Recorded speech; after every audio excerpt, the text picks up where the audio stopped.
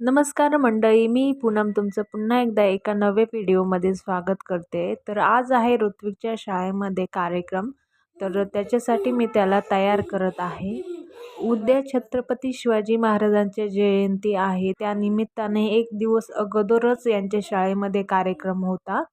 तर ऋत्विक झाला होता एक मावळा, तर त्याच्यासाठी मी त्याला रेडी करत होते.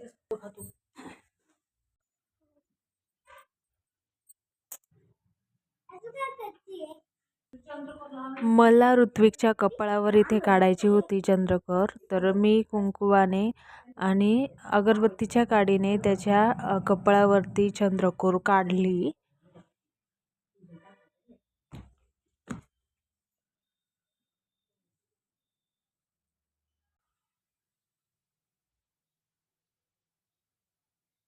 तर बघा, असा आमचा हा मावळा रेडी झालेला आहे. तर आता आम्ही जाणार आहोत शाळेमध्ये. मी ऋत्विकला शाळेत सोडले. जायचंय तिकडे कार्यक्रम. बघा कसं चाललं आहे. आणि त्यानंतर लगेचच मी आले मळ्यामध्ये आणि आमच्या कोंबड्यांना फ्लू झालेला होता, तर त्यांना ड्रॉप द्यायचे होते, म्हणजे त्यांचा ताप वगैरे जो आहे तो कमी होईल. मी आणि दादा आम्ही दोघे जण ह्या कोंबड्यांना औषध देत होतो.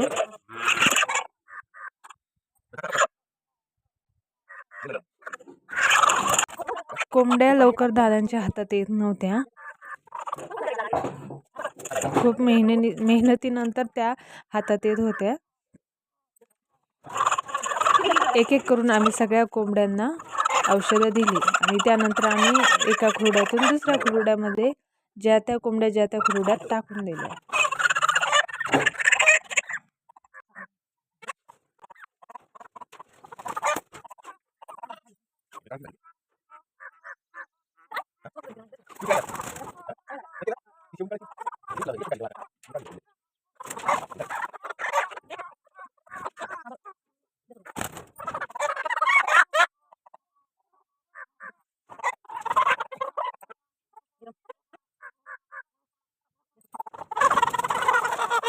तर हे बघा, कॅनलला आलं आहे पाणी.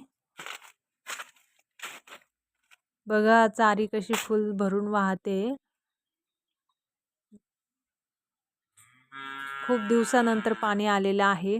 मी सुरुवातीला एक व्हिडिओ टाकला होता तेव्हा पाणी आलं होतं आणि त्यानंतर आत्ता पाणी आलेलं आहे.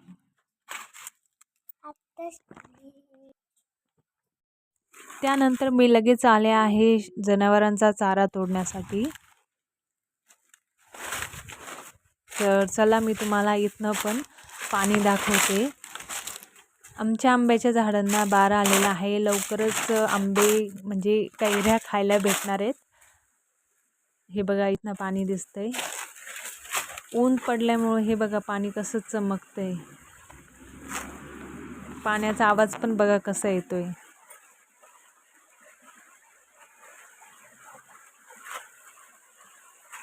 किती छान चमकतं ना पाणी.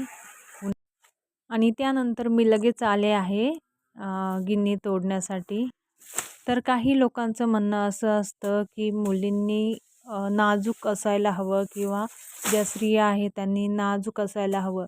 पण ज्या लोकांनी आमचा इतिहास घडवला ते म्हणजे छत्रपती शिवाजी महाराज व त्यांच्या आई जिजामाता यांचं म्हणणं आहे की बायकांनी नेहमी कणखर आणि खंबीर असावं, जेणे त्यांच्या पुढे जे संकट येईल त्या संकटाला त्यांना 2 हात करतात. यावर तुमचं काय मत आहे ते कमेंट करून नक्की कळवा. तसंही संकटांना 2 हात करण्याची तयारी शेतकऱ्याची तर असतेच, पण माझं म्हणणं आहे की मुलींनीही सक्षम असावं, त्यांनाही संकटाला 2 हात करता आलेच पाहिजे. तर मंडळी, माझी आता इथे चारा काढून झालेला आहे आणि मी आता हा सगळा गोठ्यामध्ये नेऊन टाकणार आहे. तर तुम्हाला माझे व्हिडिओ कसे वाटतात कमेंट करून नक्की कळवा. आणि तुम्हाला माझा व्हिडिओ आवडला असेल तर व्हिडिओला लाईक करा, कमेंट करा आणि हो, चॅनलला सबस्क्राईब करायला विसरू नका.